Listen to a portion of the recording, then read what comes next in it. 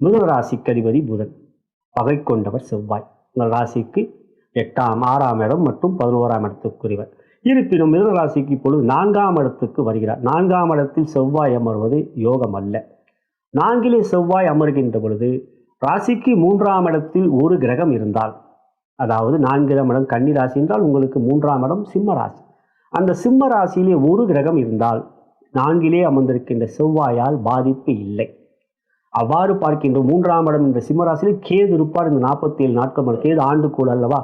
எனவே 4லே அமர்கின்ற செவ்வாயால் பாதிப்பில்லை. இது கோச்சார வேதை. கோச்சார பலன்களை கூறுகின்ற பொழுது இந்த வேதை ஸ்தானம் என்பது மிக முக்கியம். வேதை என்றால் தடை, வேதகன் என்றால் தடை செய்பவன். இப்பொழுது கேது வேதகனாக செவ்வாயோடைய கெடுபலன்களை தடை செய்வார். அதே சமயத்தில் செவ்வாய் 4லே கன்னியிலே அமர்கின்ற பொழுது 8ஆம் பார்வை உங்களுக்கு 11ஆம் வீட்டை மேஷத்தை பார்ப்பார். மேஷம் 11ஆம் வீடு செவ்வாய வீடு. உங்கள் ராசிக்கு 6ஆம் வீடு என்பது விருச்சிகம், அது செவ்வாயோடு.